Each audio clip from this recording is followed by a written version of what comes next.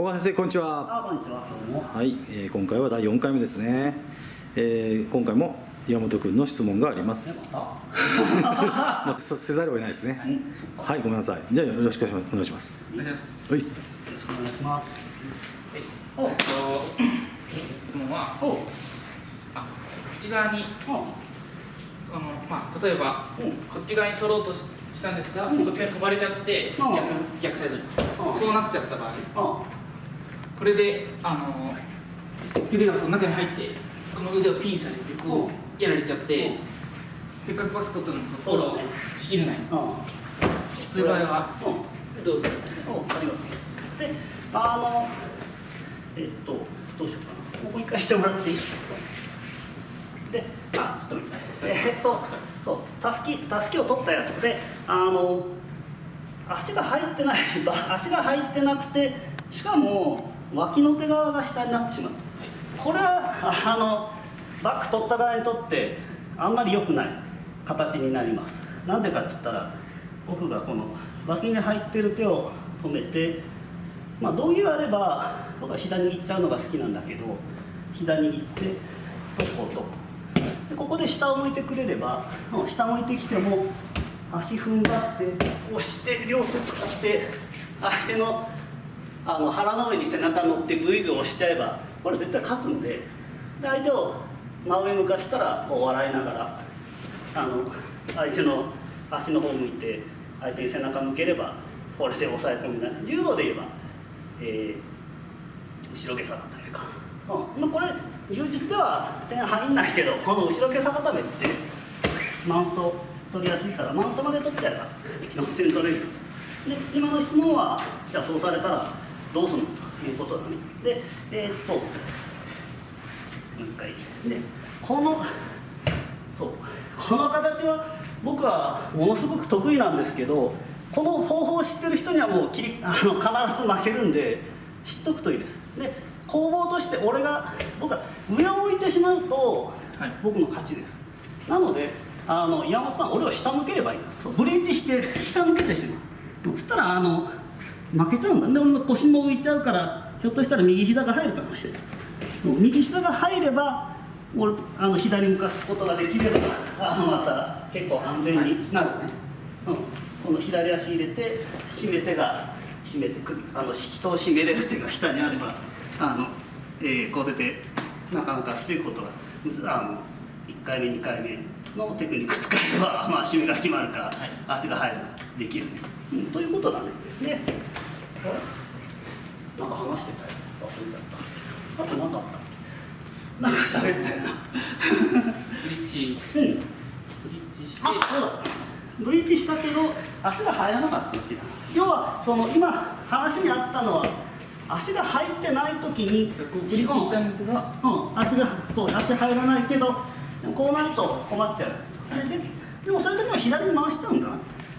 左は足は入らないって言っても右膝は多分入ると思うんだよね。膝だけ。右膝は入る。だけどさっきは左足も入って回したからここで俺が逃げれなくなったわけだね。きちんとしたシングルバックの形になってしまったから。だけどもし入んなかったやつ、足が入んなかった、この時でもさっきは、脇の手が下にあったから僕は結構有利だったんだけど、この締め手が下にあると上の人はまだ大丈夫なんだというのはここで俺の考えって正しいか知らないけど、バックだから正中線、お互いの正中線が常にパラレルだと思ってると、これは俺も逃げれるかもしれない。ここで実は横四方みたいに正中線直角にするんですよ。で膝ここまで持ってきていいですか？左膝。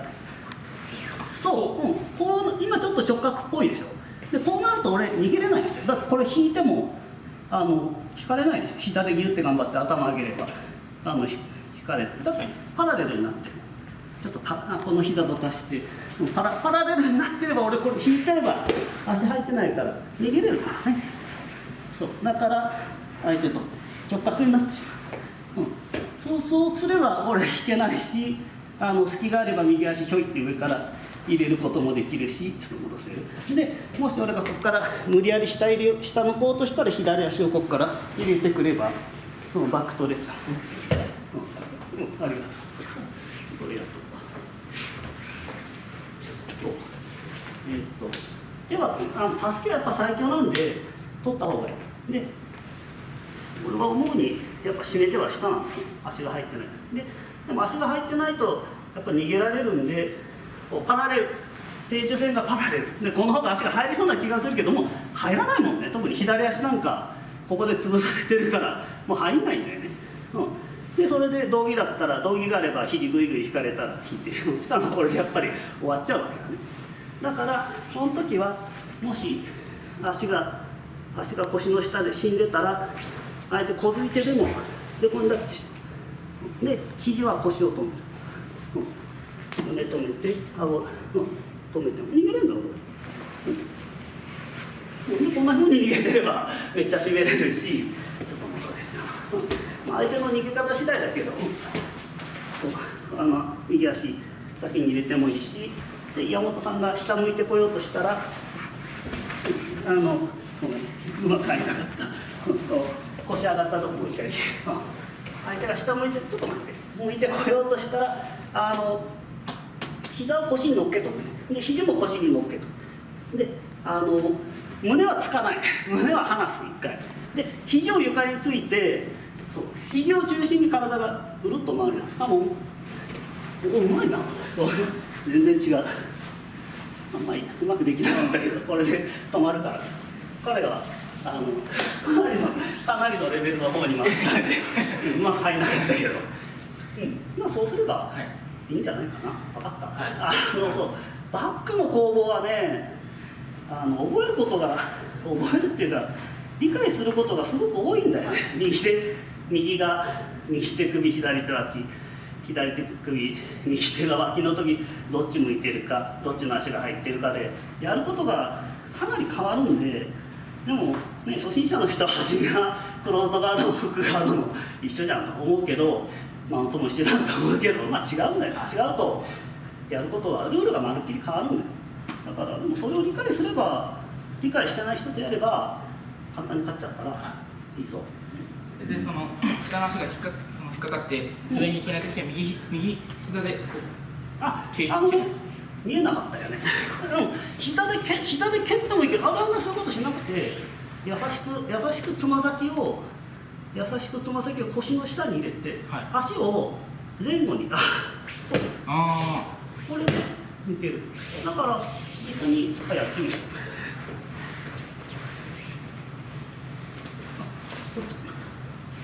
こうなってる。はい、こうなってて、こっちをこう。これで抜けるだろ。で、肘を。そう。肘は最初から引いてんのか。そう。肘を中心に体足を確認する。だからちょっとごめんね。だから今のちょっと後ろついて。締めて取っていい。で左足もらっていい。左足が入ってる時に左手もらって、これはさっきもこれで閉まるじゃんって言ったけどそんな簡単じゃないんだ。閉めていいと。もう閉まらん、はい、今俺が何をしたかって言ったら実はこの足相手の岩本さんの左足を僕は左脇と左肘と左足でホールドしてしまったんで距離が作れないね。体を反らしていいぞ。これで閉まんないんだ。だから閉まんなくなっちゃう。まあ深く取れば閉まるんだけど浅い締めができなくなる。だからこういう時も取ったらこの負荷もいらないんだな実は。伸ばす。そしてつま先を尻の下に入れて後ろに出して、ただその膝使って起きてその膝肩にかけて左足肩にかけるようにしてこれで左足がさっきは僕の脇腹の下で使えなくなってたけど今肩の上にかければそれで肩を押して首引っ張れば締まるでしょ、はい、そういうふうに使う結構俺の中では大事なテクニックなので知っとくといいよ。はい、ありがとうございます。いやちょっともう僕にはもうレベル高すぎて全然意味わからなかったいやそんなことない。いやすごかったです、はい。どうも一件落着しましたか。一件落着しました。ありがとうございます。ありがとうございます。おっす。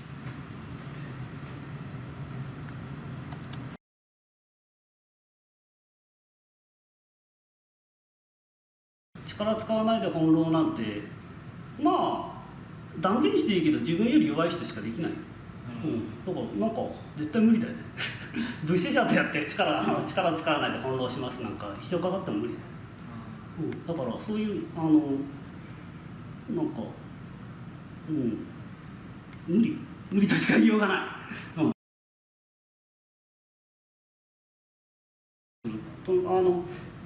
運動と栄養と休養が大事です。栄養と休養はたくさんとるな。で、あと運動だけについてしゃべるぞ。で、心技体だから心技体な体を鍛えるだろういいな技もうたくさん動画見るよな。でもう今の時代はもう僕が現役やってた牧歌的な時代と違って動画がもう山のようにあるからでああいう動画を解析して対策を立てれる人間というかチームが強くなるよね加速度的にね。だからそういう環境を作らんといかん、あと心は試合は強いよあなたは。練習でやっていくことは出せます。じゃあまあいい、じゃあ結構試合でも自分のベストパフォーマンスは出せてるわけね。はい。じゃあ大丈夫だね。時々やっぱり、結構会員さんに言って嫌がられるんだけどそう充実を楽しむのに才能はいらないけど試合に勝つのは才能なんで俺はそう思ってるんだけど、結構試合に勝つのは大変なんだよね向いてない人にとっては。でも向いてるんならそこはそんなに心配しなくていいから、あとはじゃあもう体鍛えて技たくさん覚えるっていうかな、整理して頭の中に箱作って樹形図作って相手がどう来てもこう来れば大丈夫みたいなのをたくさん作ればなれるんじゃない？違う、そうしないでそれしかないんじゃないかな。